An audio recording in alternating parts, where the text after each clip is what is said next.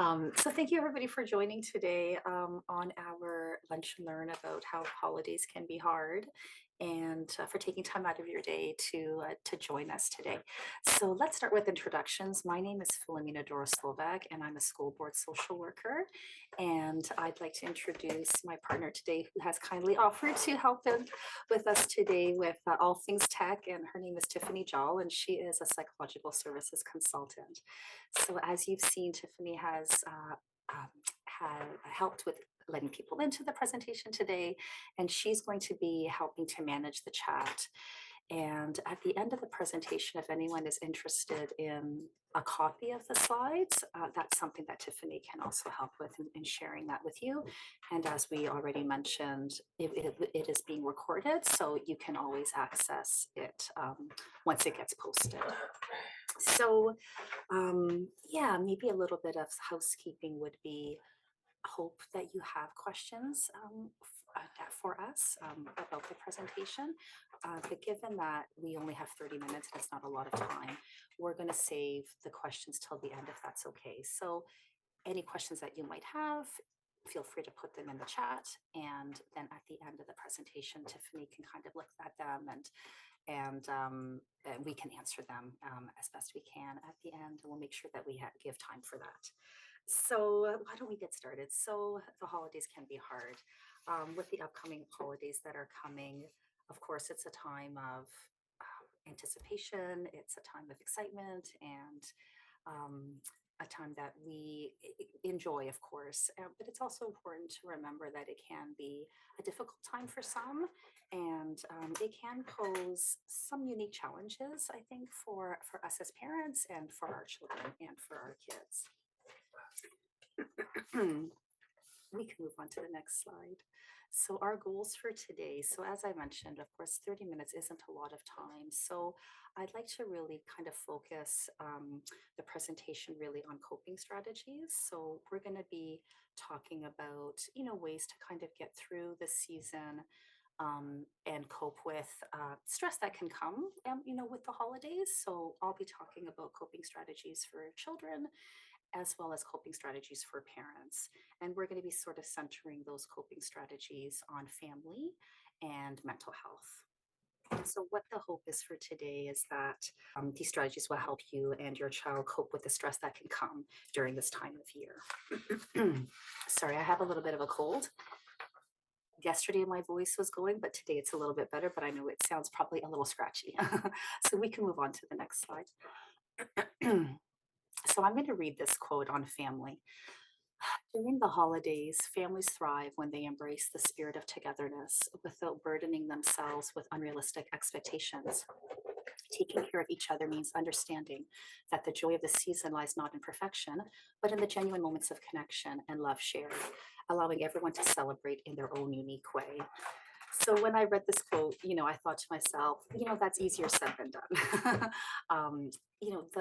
Why is it so challenging, or why can the holidays be difficult? And I think that's because it's a time with a lot of heightened expectations, sometimes expectations that we kind of have of ourselves, sometimes expectations we have of our kids.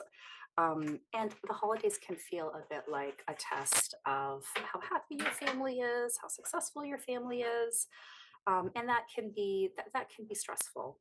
And it also can be a difficult time for our kids, especially for children and youth who might struggle with mental health challenges or any learning challenges.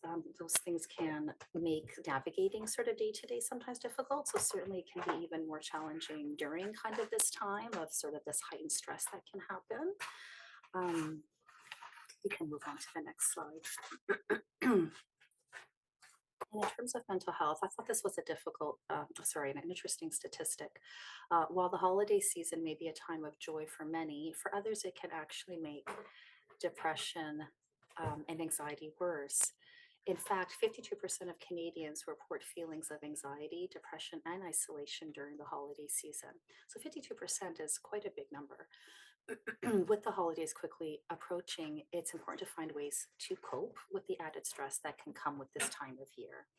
And certainly, Tiffany and I, within our roles at the school board, we certainly do see as we're leading up to the holidays, sometimes we might see kids sort of struggling a little more with sort of some behaviors or some acting out, maybe some big emotions that they're having a hard time coping with. And we can attribute some of that to that excitement and anticipation of the holidays coming because, of course, kids look forward to being off school and being at home and sometimes just sort of relax. But, for a lot of kids, it also can be a time of a bit of worry or anxiety because when you're on holidays, you don't have that sort of structure and that normal routine that school provides. And for some kids, that can feel a bit unsettling. And so sometimes that can kind of result in kind of a difficult time sort of coping. And then for others, it can be difficult because perhaps the child or youth is struggling with some a mental health concern, or perhaps their parent is, or perhaps someone in their extended family. So, given all of that, what can we do to get through this time? So, that's what we're going to focus kind of the remaining slides on. So, as you can see here, keep your routine, self-care, connect, and create traditions. I'm not going to delve into that on this slide because on the next two slides, we'll really be kind of taking a deep dive and going really into some specifics. But here I just wanted to say that, I think just recognizing that the holidays can be a challenging time, I think gives us permission to sort of prioritize what we need to do to take care of ourselves, to take care of our own mental wellness, and to take care of our children's. And how do we do that? And so that's about sort of really focusing on what's best for your child and what's best for your family. So, like I mentioned, on the next two slides, we're going to be diving more into coping strategies for kids and coping strategies for parents. And my hope is that you leave today's presentation kind of with some added tools that will help minimize the stress that can come with this time of year. Okay, so coping strategies for kids. Um, so these are areas that I'll go more into, and then hopefully in each of the areas can kind of give you some ideas around how to sort of tackle some of these pieces to help make the holidays more fun and enjoyable. So the first one is expressing feelings. So here, what we mean is, I think it's important to sometimes I think we can assume that kids are just feeling excited about the holidays, but that might not be the case. So it's about sort of opening up and being available and creating a space that you're open to hearing the feelings that your children are having about the holidays. And some might be positive feelings, and some might be actually, maybe they're feeling concerned about something, or there's something that's planned and they're not really feeling too sort of keen on it. So creating that space that they can feel heard, I think that's important. And this is also a good opportunity to talk about family traditions with your own unique family and your own kids. This might be a time to think about, what's been done sort of over the years. Does that still sort of work for your family? What kind of traditions do your kids like? What are the ones that maybe, need to evolve so that they more sort of fit with your family's unique circumstances? And I can appreciate that this is a difficult conversation. I think we've all been there where sometimes we're feeling pressure to follow along with certain traditions that maybe we didn't even create, or maybe that have been going on for a long time. And there's that pressure, like, well, we've always done it this way. So I think the point here is to take a step back and really look at what fits for your family, what fits for your family's unique circumstances, what's best for your child, and what's best for your family. The next area is establishing routines, and this is certainly a big one. As I mentioned already, the holidays, it represents a time that is a change in the normal schedule for your family. So for some kids, like we mentioned, that can feel a bit unsettling when they're not a part of sort of what school offers with that regular kind of structure and routine that they're used to. And for some kids, that can be especially difficult because some kids struggle sort of daily with transitions and a change in routine. And really, for this time of year, a lot of the stress that comes is really for kids, the stress comes from uncertainty. So, what can we do to kind of help kids through that? So, as much as you can maintain regular routines during their holidays, because that offers stability, that is important. So that could look like, for example, keeping, even though they're not in school, keeping the same sleep and maybe meal schedule that they would have had during the school year. That could be a way to sort of maintain those regular routines. And certainly I can speak to in my own house. The holidays come and inevitably my children are on their electronic devices and they can be on them for hours, and it's so easy to sort of forget that they're on there. So it's important for us as parents to remember that kids, kind of get lost in that, and they need some boundaries around that. And kids need, 3 meals a day. They need to be active. They need to get out. They need adequate sleep. So keeping those things in mind is important, because certainly even as adults, as children, they will be able to cope better with stress if they're getting enough sleep and they're eating healthy meals and they're being active. But of course, during the holidays, there is inevitably going to be a change in routine, because you might be traveling, you might be visiting family, you might have family come over, and then that will be a change in routine because you have some new family members in the house that don't typically live with you. So when a change in routine can't be helped, so how do we sort of prepare for that time? So preparing for children for changes in the routine is important. So what can that look like? So letting your child know what to expect ahead of time is a good idea. And also kind of what you expect of them is important. If, for example, you're preparing for a gathering with friends and family, you can let your child know where the gathering is going to be, who's going to be there, and what that gathering will kind of look like. It's also good to sort of prepare if you're going to be maybe seeing friends and family that you haven't seen for a long time, or your kids haven't seen for a long time.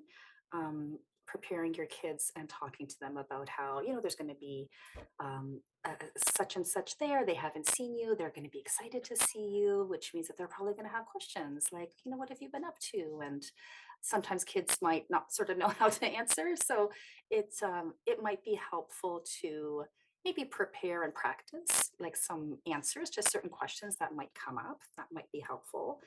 And also you can sort of prepare your family members or the friends that you're going to be seeing sort of so you're managing sort of their expectations too.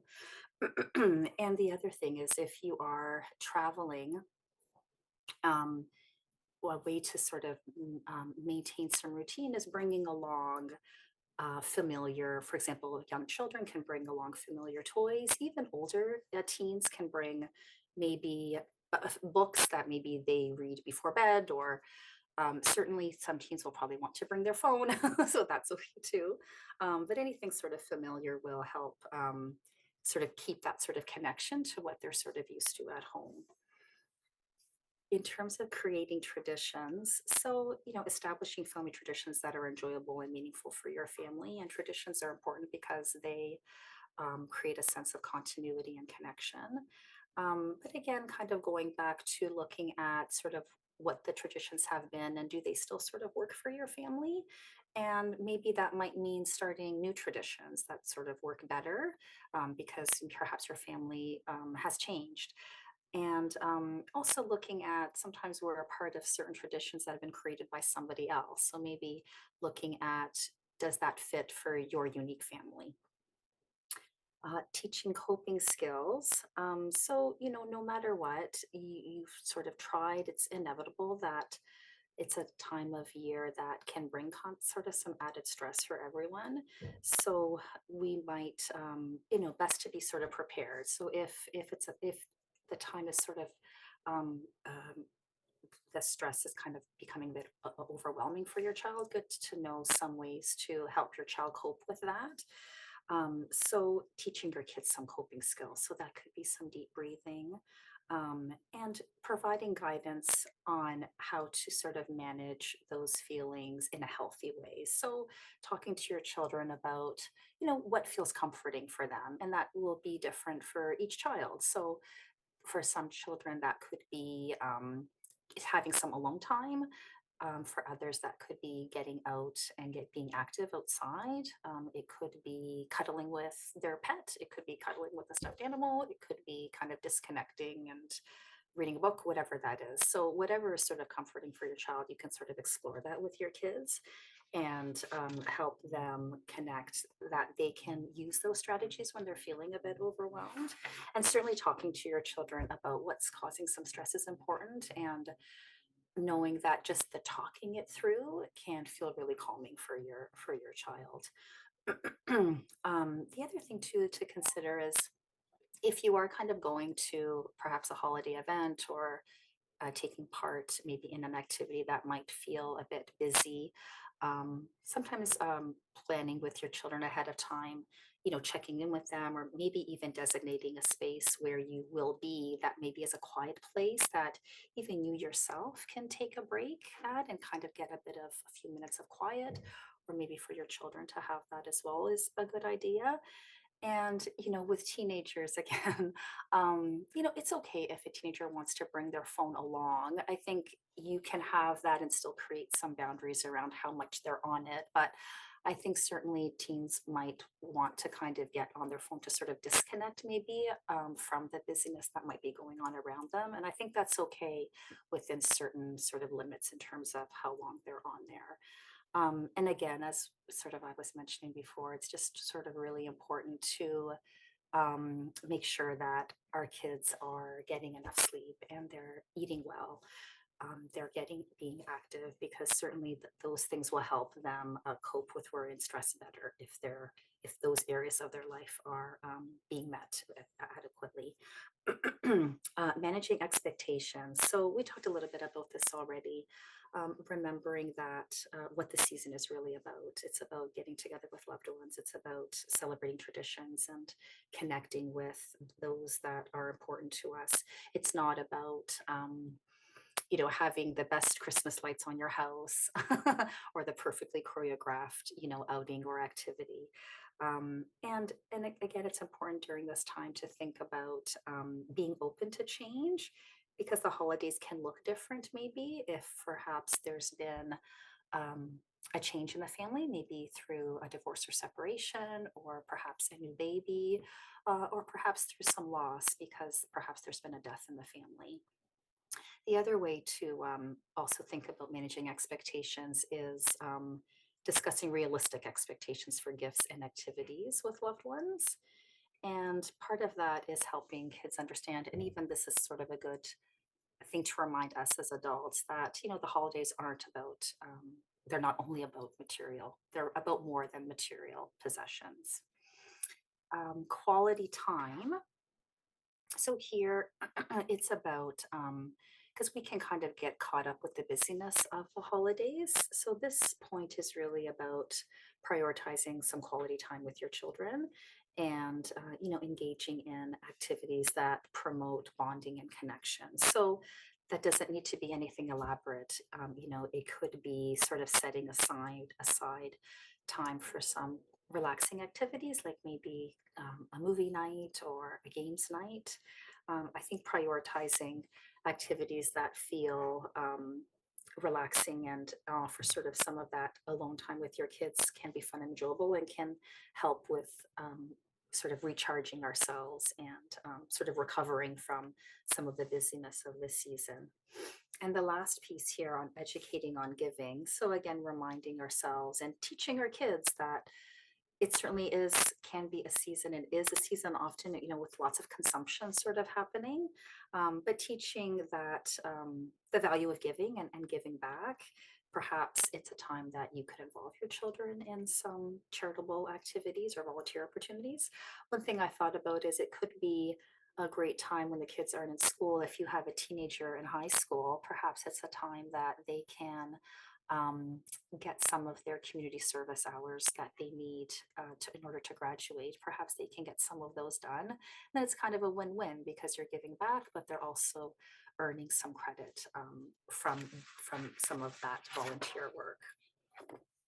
So let's move on to coping strategies for parents. I think you're going to find that there's a lot of overlap with kind of what we've already been discussing, but some of these strategies are really for us as parents. So the first one around prioritizing self-care, and that can be a hard one at the best of times, but it's really sort of about recognizing, especially that when we're managing our own stress, then we're going to help mitigate stress that our children are feeling. So if they see us managing our stress, that's going to help them manage their stress.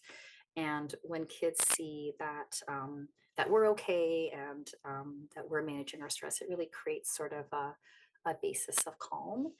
And how do we do that? So setting aside some time for some self-care, and it doesn't need to be a lot of time. It can be really brief. And just like we've been talking about how important it is that our kids are getting adequate sleep and that they're being active and they're eating well, that applies especially to us too as adults. So making sure that we're getting enough sleep, that we're taking care of ourselves in terms of that we're eating healthy and that we're getting outside, that we're taking some time for ourselves if possible, being active. And it's nice because I think when kids see that we're taking care of our wellness, then we're really acting as really great role models for them because they are learning from that and they take cues from what they see their parents doing. Um, and setting realistic expectations. So we talked a little bit about this already, just how again, there's a lot of pressure, I think, during this time to feel like you need to be sort of the best host or the perfect host. We feel obligations, we compare ourselves to others. Again, focusing instead on creating meaningful moments rather than aiming for perfection. And so, how do we do that? And again, it's difficult but necessary. So that might mean creating boundaries. It might mean needing to say no to things. I think about how in my own family, Christmas was always sort of at my in-laws first thing in the morning on Christmas Day. Well, once we had children, we wanted to have Christmas happen in our own house to create our own sort of tradition. So it's sort of about, yeah, maybe you need to say, that we can't come this year, or maybe you say, we can come for dinner, but we're not going to spend the night. So it's about giving yourself permission to say no and giving yourself permission to create boundaries that in the end is going to work best for your family and what your family needs and what your children need. And again, kind of not being ruled by the past. So just because traditions and celebrations have been going on for years and years, they're your holidays too, and it's okay to take them back and make them work for you. And it's also important to consider that for some, they might not celebrate the holidays, and that might not be part of your cultural traditions, and that's okay. But we still might feel pressure to celebrate. So again, it's okay to ignore any judgments, and it's okay to, of course, to celebrate in a way that's meaningful and genuine for your family. Communication. So we talked a bit about this already. So communication is sort of what we talked about, an openness to hearing how our kids are feeling, certainly having open communication with your loved ones, your partner, with your children, and discussing expectations, concerns, and ways to share responsibilities during the holidays. So I'll get more into that under delegate tasks, but sharing responsibilities is a big one.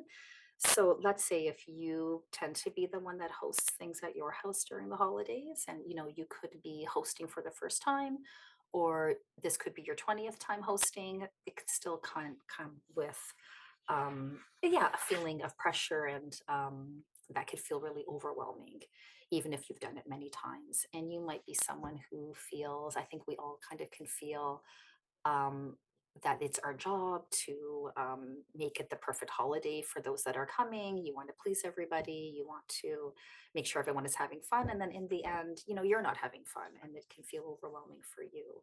So delegating responsibility is maybe considering that maybe you're not the one hosting. Maybe someone else can have an opportunity to do that. Or maybe if you're hosting a dinner at your home, maybe it's that you're not making the whole meal. You're not responsible for everything that's being served. Maybe it can be a potluck, and each person can contribute. That's something that actually our family has developed over the years. It used to be that my mother-in-law just cooked for days and days and days. And that was becoming really difficult for her. And it was hard for her to, I think she felt like um, people sort of expected that, and maybe she expected that a little bit of herself. And it became really nice because there are things that, for example, the sister-in-laws make that I really quite like, and so I look forward to Thanksgiving and different holidays that we celebrate together, so that we can share in those meals together, and it gives others a break if they're feeling like it's always sort of on them kind of thing. So certainly delegating tasks helps to lighten the workload and reduce stress. Financial planning. So this is a big one, of course. Again, the holidays comes with a lot of consumption, and that financial strain can be really can create. It can be sort of damaging for our own mental wellness. So again, sort of reminding us that we don't need to buy things to show someone that we care, and maybe looking into creative ways that you can share in gift giving that maybe doesn't feel so financially burdensome. So perhaps a secret Santa where you're not buying for many, perhaps it's a secret Santa where you're buying for one person might be an idea. I think it's important to consider that there might be other just sort of affordable ways or more creative ways to help you celebrate without overspending. And certainly staying on top of what you're spending by creating a budget and then sticking to it, which is easier said than done, of course, but but that's important because you want to come out of the holidays not feeling stressed about money that was spent. And seeking support. So it's, of course, after your best efforts in trying to kind of tackle the holiday season and using some of these strategies, it might be inevitable that you might be still feeling kind of overwhelmed with maybe feelings of stress or sadness or anxiety. If you are, then it's important to reach out for support. So whether that be with family or with friends or possibly even with community supports, then that's what is most important, is to not sort of feel like you're alone in that. And at the end of this presentation, I have included resource lists, and I will include or have included places in the community that you can seek support from. And there are places that are open during the holiday season. Again, it's about not hesitating to ask for help when needed, whether that is with sharing tasks or whether that is to seek some emotional support for yourself. And our last point is on flexibility. So again, we've talked about this already. So being open to change, embracing flexibility in plans, being willing to adapt to unexpected changes, and just sort of trying to focus on the positive. So our resource list, these first, these three, and then on the next page, the fourth one, just up here, those are the sites that, articles that were used to provide the information from this presentation. So we thought it would be helpful to include that in case you wanted to go back, because I must say there were other ideas that were shared in some of those articles, and I couldn't cover everything because, of course, we only have sort of a limited time today. But I think if you go back, you'll see again some of those points explained even in more detail. So maybe that might be further helpful for you.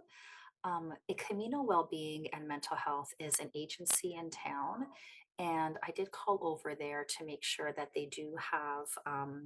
They are open during the holiday season, not on Christmas Day, but the other days during the, not Christmas Day and not New Year's Day, but during the other days of the week. So if you go on their website, they have their schedule there of when their actual in-person walk-in service is available. So this is sort of a walk-in counseling kind of single session um, service model that they offer. And so they will have in-person availability, and the phone number that I left there is you can also get some support by phone and by video. And then the Kids Help Phone, which I'm sure many of us have heard about. it's been around for a long time, can be for our kids. So they have a phone option and a texting option. And then another service that is a good one would be a peer support warm line. So that would be more for us as adults that we could use that. The nice thing about that one is, so that's more in a case where, you know, we can sort of use a listening ear. So that is a free and confidential phone service that's offered through Wellness Together Canada.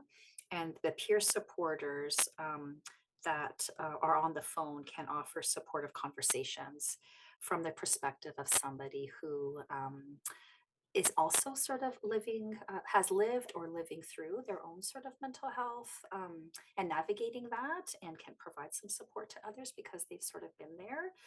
So that's how that service works. So I think it's a great option, perhaps during the holiday season, if we are feeling a bit maybe disconnected or a bit lonely or a bit sad, just know that you can use that number and be connected live with somebody.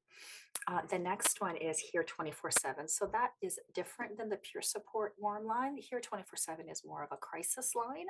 So if you're feeling in crisis or your child is in crisis, that's a 24 hours a day, 7 days a week line where you will be connected to someone. And if you're calling about a child under the age of 18, I believe that they connect back to Front Door, which is an agency in town that helps families navigate mental health supports for children from birth to 18. So they would, if you're calling about a child, they I think automatically sort of connect as well to Front Door, just to help you understand how that works. And then the last one, I just kind of included, you know, things that my kids find fun. Cosmic Kids Yoga is like a also called Zen dens. So they do lots of sort of meditation and but in a fun way that kids and actually adults I find it kind of fun as well. And Go Noodle is you might recognize some of these. I know teachers love to use some of these resources as well, and sometimes kids. I think my son who is in grade 4, they still do I think Go Noodle in their classroom. Yeah, so that we're coming to the end, and I am proud that I've stayed sort of within the half hour.